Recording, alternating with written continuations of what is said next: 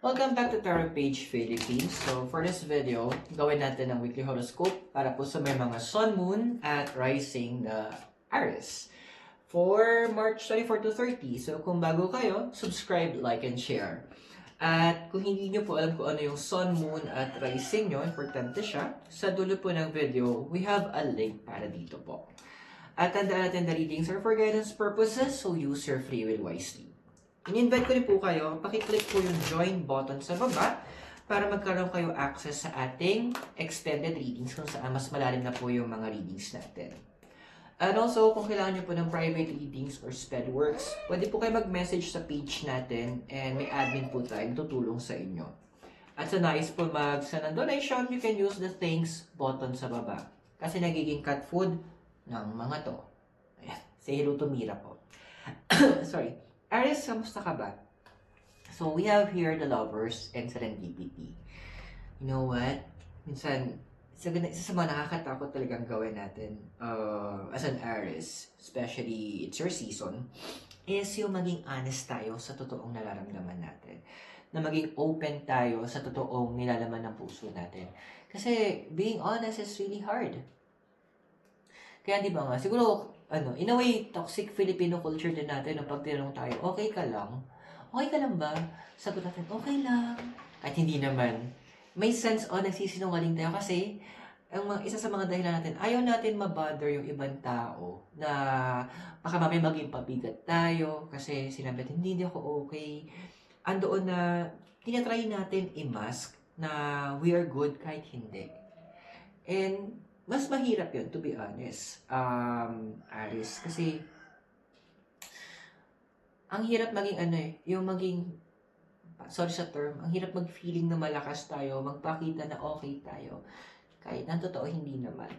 Na, sinasabi natin, we're good, we're strong, independent, pero ang totoo, andoon na pagod na tayo, mahina na tayo, at nangailangan tayo ng sasandalan for the time being. So, what's crossing you? Ayun na nga, the 5 of Wands, tsaka a leg up. So, andito yung part na, na may certain fear na baka mamaya ma-judge kapag sinabi yung ganito or naging honest.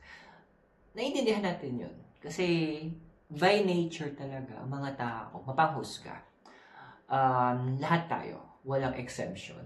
At tayo rin, kahit napanghusga tayo by nature din, takot naman tayong mahusgahan. Ang ironic, no?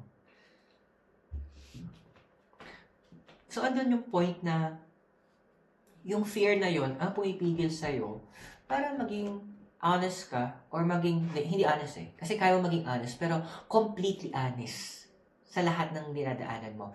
Na kaya mong ipakita maybe to an individual na pinagkakatiwalaan mo yung totoong laman ng heart mo. Kasi minsan, alam mo yung part na ang madalas naranasan nyo, hindi ka pa nga tapos mag-explain. Para nagpo-pause ka kasi kikuha ka ng hininga. Ang dami ng hanash sa'yo. Parang wait lang, di pa ako tapos. Kaya siguro yun, nagko-close ka ng door. Kasi hindi mo pa nga na-express in full Kumbaga, pinapakita mo. O, andoon na may part na alam mo sa sarili mo, minsan naging bias ka. Doon masasabi mo. Pero, may part na gusto mo sabihin. Pati yung side na pwedeng ikasira mo. Pero, hindi ka nabibigyan ng chance. That's why I get bakit minsan ayaw mo magkwento. Especially about the matters of the heart. Kung magkukwentuhan ka naman, pinili sasabihan mo. Now, your inner desire or your desire card is si Queen of Pentacles tsaka si Stinker. Okay. Kaya minsan doon yung point na dami sa inyo, gusto na lang magpaka-busy sa ibang mga bagay. Parang focus na lang siguro sa work or sa business or sa family or iba maghahalaman, mag-aalaga nila sa mga hayop na kasama nila. Hindi na a-address properly. Kasi yun na lang yung desire mo Para lang matapos na lang, para lang maka-move forward ka, para lang hindi mo isipin yung mga nararamdaman mo or pinagdadaanan mo. Magpapaka-busy ka na lang.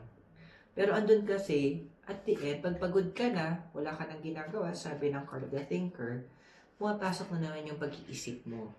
Pumapasok na naman yung overthinking mo. Oo, in a way, may mga accomplishments ka for that day.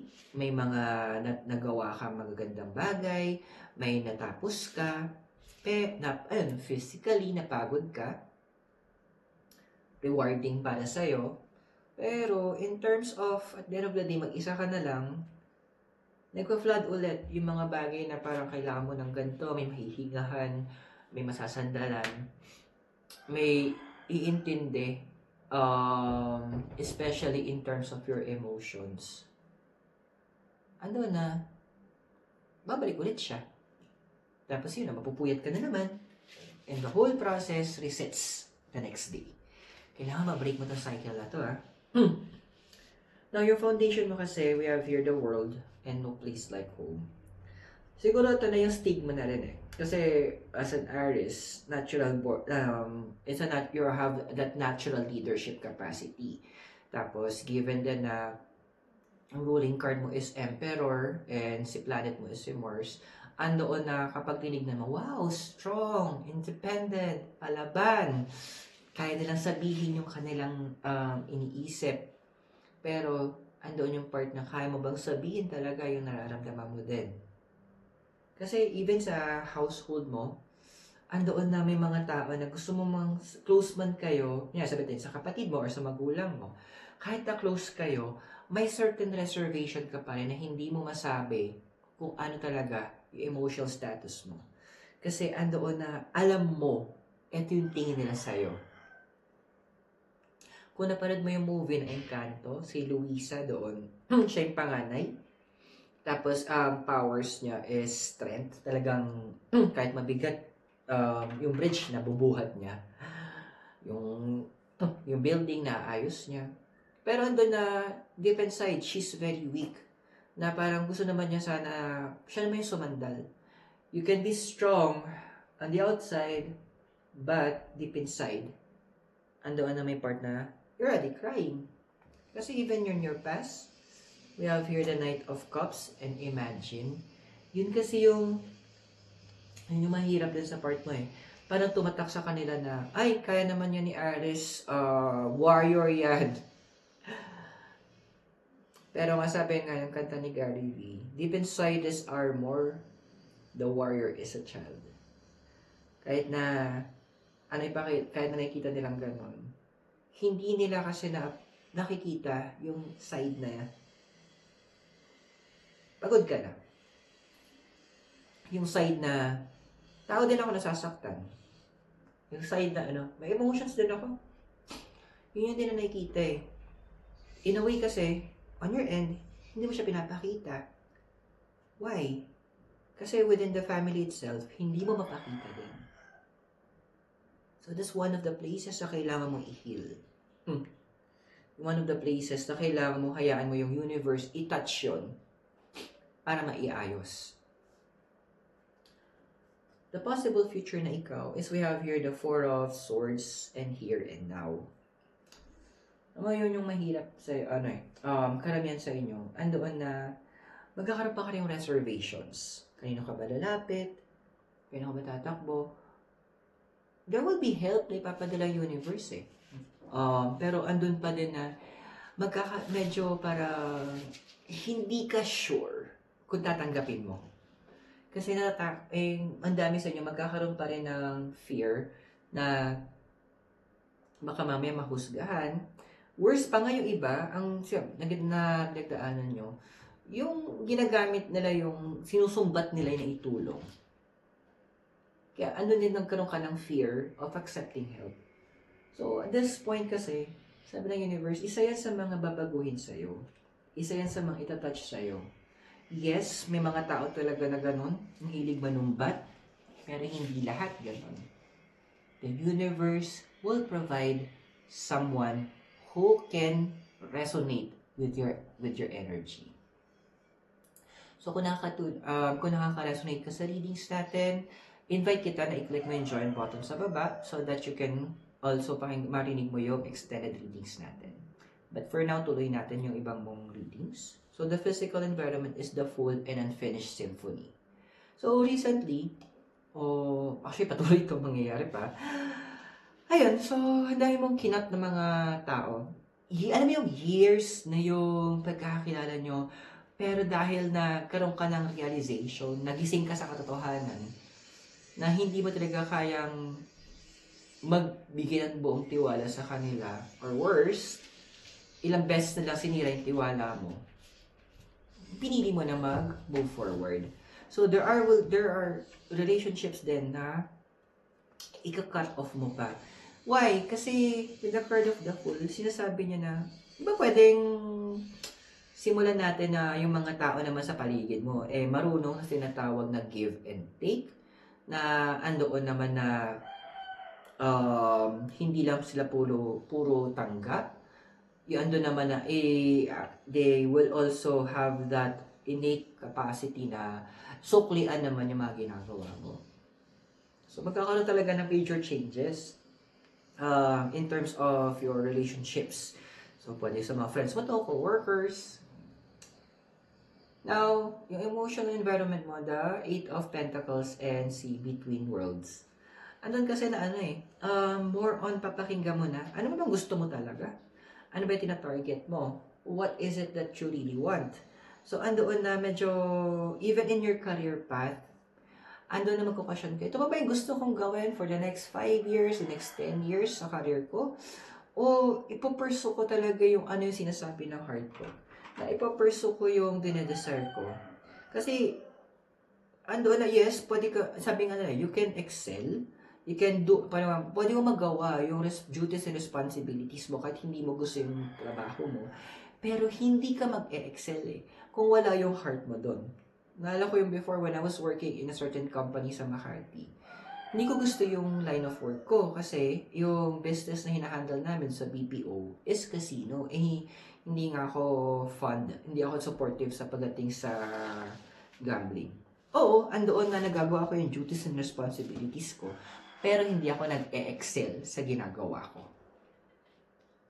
Nagagawa ko siya hanggang doon sa kaya ko lang. Pero beyond that, parang, wala na. So, I followed my heart. Kung nasan yung heart ko, then I found na proper career para sa akin. Now, ano ba yung hopes and fears mo ngayon? So, we have here the Temperance and Come to the Edge. Life is about taking risk. Aries. Pero may tinatawag na naman tayong calculated risk. Ito yung, alam mo na yung mga pros and cons, mga bad and good things sa pwedeng mangyari. At ano mo yung, kaya mo mag-take ng risk. Kumaga parang sa business alam na nila yung pwedeng part na kapag nalugi, ito yung mangyayari. Kapag naging successful yung business, ito yung pwedeng mangyari. Now, ang maganda dito sa calculated risk na sinasabi ng universe para sa'yo, besides dun sa idea na, okay, pwedeng ito yung maging negative effect nito, hindi ka magko-focus doon. Instead, gagawa ka na ng backup plan para if ever mangyari yung mga negative things na nakikita mo, ipapakat sa'yo ng universe, meron kang safety net. Meron sasalo doon sa pwedeng mangyari. So, hindi na ganun kalaki yung impact. So, parang kumbaga sa dalampasigan, may breakwaters ka. Which is dun tayo sa possible future. We have here the sun and all that glitters. So, what can we expect in the possible future? Well, since naman andoon na medyo may mga tatanggalin kang mga hindi kaaya-ayang tao sa life mo, it will open new doors para sa'yo. But, may mga certain warnings na ng universe para sa'yo. Kasi hindi naman lahat na kumikinang ay ginto. May tinatawag tayong fool's gold. At hindi lahat naman hindi lahat na nakikita nating maayos is, ibig sabihin nun, fresh, parang prutas. Hindi dahil makinis. Doon na tayo sa talong, di ba? Ang sarap ng talong, tapos paghiwa mo, ayun, ang daming uod. Nakakainis. So, may mga gano'n na scenario na ma-encounter ka. But when do you expect this to happen? Ano pa paano ipe-prevent? I-check natin siya sa extended reading mo. And to access it, i-click mo lang yung join button sa baba to be a member. And keep in mind that the readings are for guidance purposes, so use your free will wisely. And if you're new po, subscribe, like, and share. So Aris, maraming salamat sa iyo. God bless, Namaste, Hare Krishna, and blessed be. And hope magkita tayo sa extended reading. Mula po dito sa Dominican Hill in Baguio City, kasama po si Mira E. You have a great day, and I'll see you soon.